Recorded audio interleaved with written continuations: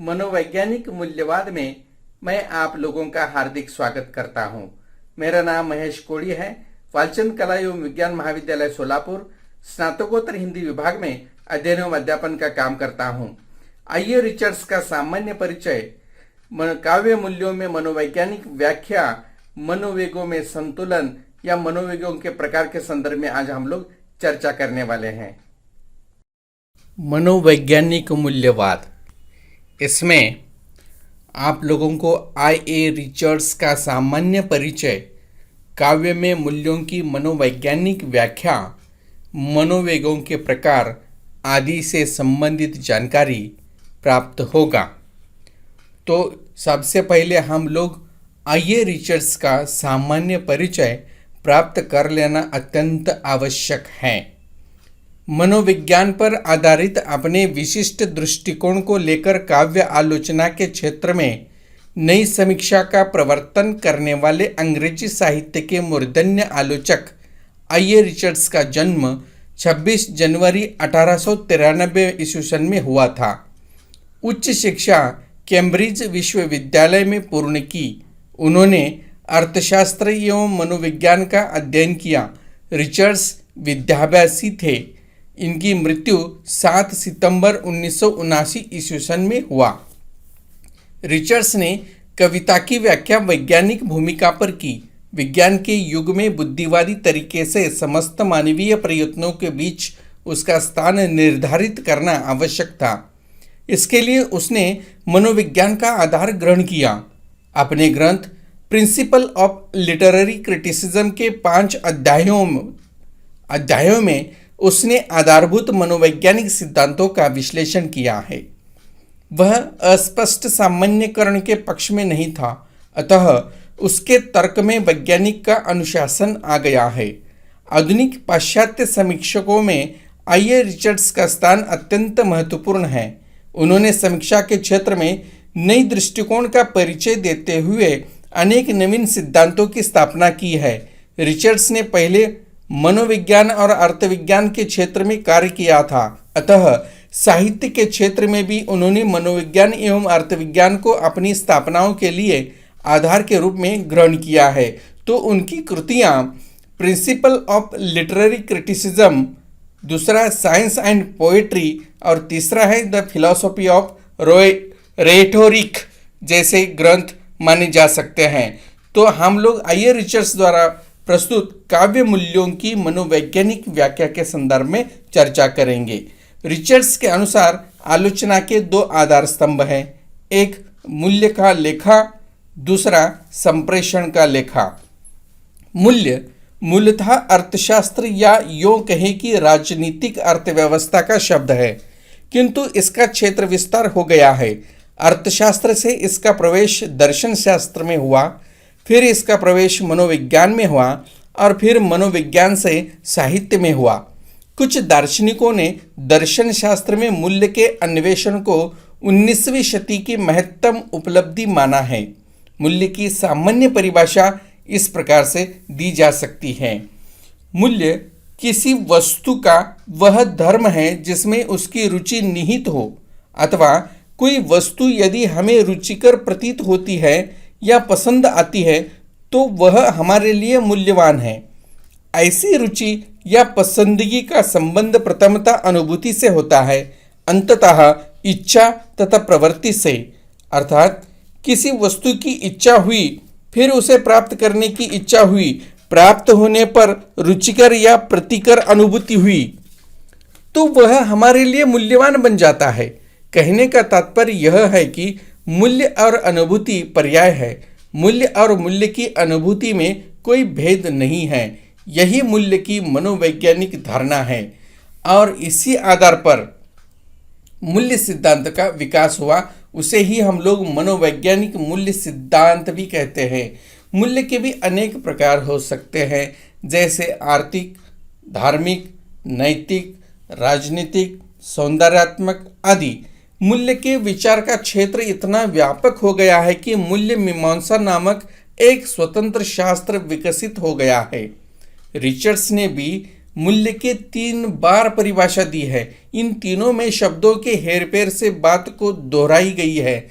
जैसे कोई भी वस्तु इच्छा को संतुष्ट करती है, मूल्यवान है। विभिन्न जटिल रूपों में भावना और इच्छा की संतुष्टि की क्षमता मूल्य है। ऐसी कोई भी वस्तु मूल्यवान है जो समान या अधिक महत्वपूर्ण इच्छा को बिना कुंठित किए किसी इच्छा की संतुष्टि करती है। इन सभी परिभाषाओं में 2 बातों पर बल दिया गया है। एक तो किसी इच्छा की संतुष्टि और दूसरा यह जिस इच्छा की संतुष्टि हो रही है उसके समान या उससे आंशिक महत्वपूर्ण कोई इच्छा कुंठित न हो, अर्थात दब न जाए, क्योंकि मनुष्य का सारा जीवन इच्छाओं की संतुष्टि का ही प्रयास है। इसलिए सबसे मूल्यवान वस्तु वह है जिससे अधिकतम इच्छाओं की अधिकतम संतुष्टि हो सकते हैं। तो मनोवेगों के 2 प्रकार अर्थात मनोवेगों के प्रकारों के संदर्भ में भी जानकारी प्राप्त कर लेना आवश्यक है, जिसमें मनोवेगों के 2 प्रकार हैं। रिचर्ड्स ने मूल्य सिद्धांत स्थापित किया। उसकी सारी परिकल्पना मनोविज्ञान पर आधारित है। इस संबंध में एक बात ध्यान देने योग्य है कि मनोविज्ञान शब्द किसी एक सुनिश्चित विषय का बोधक नहीं रह गया है। मनोविज्ञान की दर्जनों व्याख्या की गई है जो परस्पर भिन्न ही नहीं परस्पर विरोधी भी हैं। अतः केवल मनोविज्ञान कहने से बात पूर्ण नहीं होती। रिचर्ड्स ने अपने सिद्धांत निरूपण में जिस मनोविज्ञान का उपयोग किया है वह मनोविज्ञान की 2 सरल भिन्न शाखाओं का मिश्रण कहा गया है, जिसे मनोविज्ञान की शाखाएं भी कहा जा सकता है।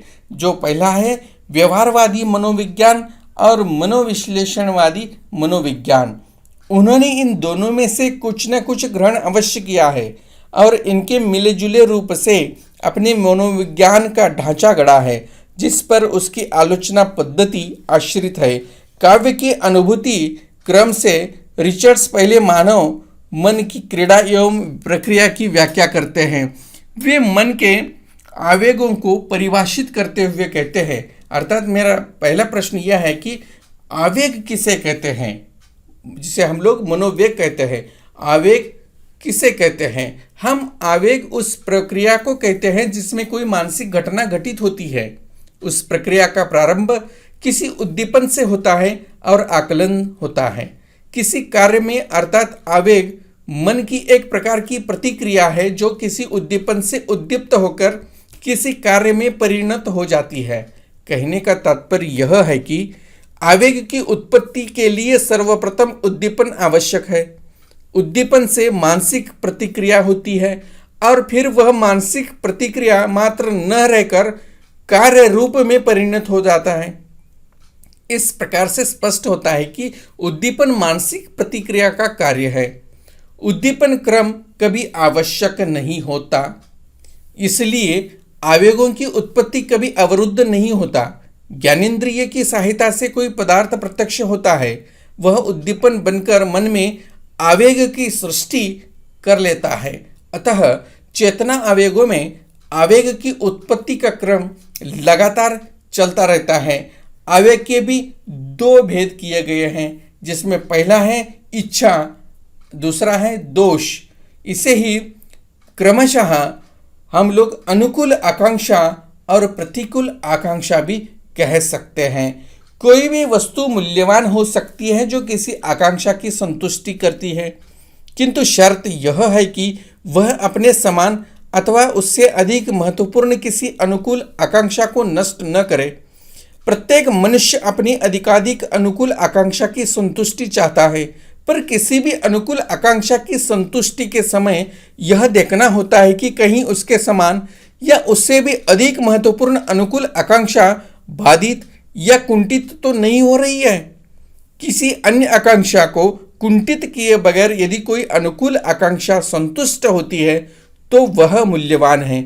सामान्यतः मनुष्य इच्छा की संतुष्टि के लिए जितना प्रयत्नशील रहता है उतना ही द्वेष की निवृत्ति के लिए, क्योंकि एक की अनुभूति अनुकूल होती है और दूसरे की प्रतिकूल। रिचर्ड्स के मूल्य का संबंध इच्छाओं के संतुलन से है, अर्थात भावों का उदात्तीकरण करके ही भावों में संतुलन आ सकता है, अन्यथा मूल्य वही रहेगा। अब हम लोग अगले जो बिंदु है मनोवेगों में संतुलन, जो मनोवैज्ञानिक संतुलन भी कहा जा सकता है। सबसे पहले हम लोग मन की द्वंद्व अवस्था के संदर्भ में चर्चा करेंगे। आवेगों की परिणति कार्यों में हुआ करती है, किंतु आवेगों की अनेकता और अव्यवस्था के कारण कार्यों का प्राथमिक निर्धारण आसान नहीं होता। एक आवेग अपनी ओर खींच लेता है तो दूसरी अपनी ओर, इसे ही मन की द्वंद्व अवस्था कहते हैं।